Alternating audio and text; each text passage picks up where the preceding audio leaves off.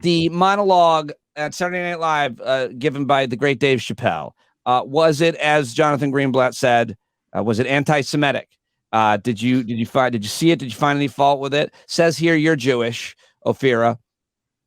It's out. It's out that I'm Jewish. It says here, according to my Google News alert, on that list of Jews that you were provided with. I have a scroll. I am page 4 of the Old Testament begets. That's where you might find my name. So I get it. So yeah, I watched it, and I watched it very late at night. I came home from shows and I was like, oh, I want to tune in and watch this. And I watched it and I was expecting one thing and I got another. I will say that because I was reading about there was some of the writers wanted to walk off and there was all this kind of talk about that, but then nothing. And then I just kept hearing the wheels turning of what happened here? Why are we focusing on the Jews? Why are we focusing on the Jews? That's what I thought. Because of Kanye, obviously, but I was like, why? Why are we? Is it just?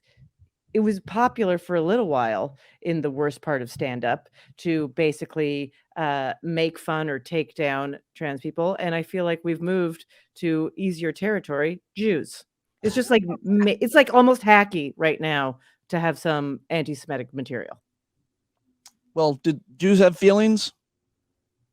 Ask the ones with the horns. I mean, that's where the feelings are kept. Yeah, that's where that's where they're stored.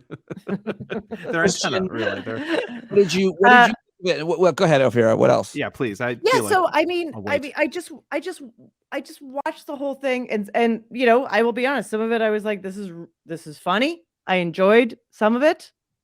Thought it was funny, but I just didn't understand the point other than just to be controversial. I've had this theory based on nothing that because he said it, that he's the best comic of his generation, the GOAT. Yeah.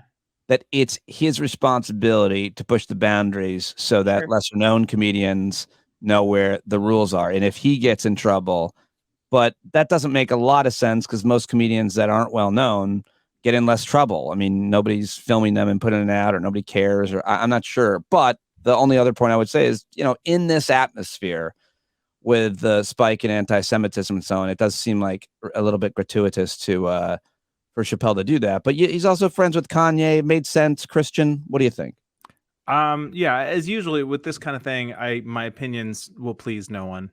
I will say, as stand-up, just purely taking any moral part out of it, it was as good stand-up as I've seen him do in 10 years plus. Right. Okay.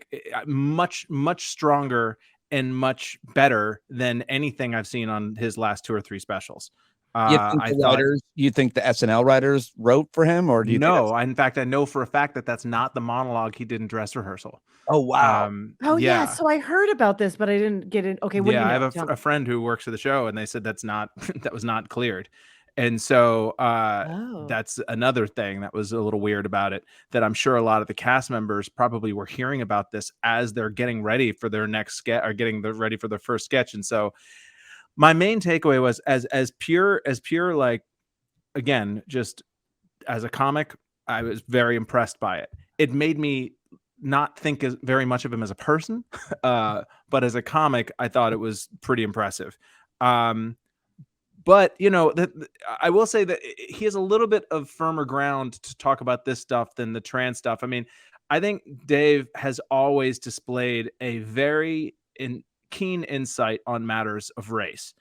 Even when I don't agree with it, it's like he has perspective that's like, all right, I didn't think of it that way. That's not my perspective. But he obviously, as sort of as a black guy who has operated in white circles for the majority of his life, like even growing up, I think that he has an insight that I don't have. And I think that he kind of got it into his head that applied to everything. Well, if I'm really insightful about race, I must also be really insightful about sex and gender, which he's not. He knows nothing about that and he doesn't get it. He sounds like an idiot, but he's gotten into his head that he's a fucking genius, so you can't tell him anything. With the he went out on a limb for Kanye a few years ago when Kanye was going nuts. Remember, he went out to Wyoming with him, and and so I can see why he kind of, especially in quote unquote the culture, among Black people, I think that Black people would have been like, hey, you can't not address this. This is your friend. You've gone on a limb for him before, and. So, I mean, I thought as stand-up, like I said, it was impressive, but a lot of the things he said were dumb. The whole line that everybody was quoting, and this is my friend Todd Levin had mentioned this. I saw him say this in an email on an email list with some friends of mine, and he, the whole thing about you call a bunch of Italians as a mob, and a bunch of Black people or whatever it was. Italians are a mob, Black people are a gang. Jews, you can't. It's a coincidence. It's like, well, who calls Italians a mob and Black people a gang? Racists. Right. I mean, not normal, not people that you like and that you respect. Yeah. So why are we, why are we like we should be able to be racist against Jews the way that other people are racist against Black people? It's kind of a weak argument in my mind. One thing that he did say that I feel like it didn't sit with people well, but I can see his point, is the whole thing about how like you can't blame the things that have happened to Jews to Black Americans.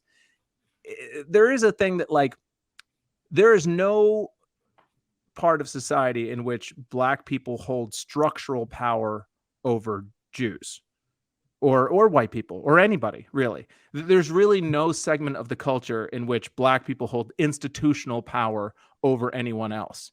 And so I can see them saying like, hey, all that bad shit that's happening to you, you can't blame that. Like, we're not part of that. Where I think he's wrong, or where I think he's being obtuse, intentionally obtuse, is that shit, it trickles down, and the people that you're inspiring are not other Black people, because again, they don't have institutional power over Jewish people. Mm-hmm. The people you're inspiring are the white people who see Jewish people as a threat, and therefore you're giving them license to do something about that threat.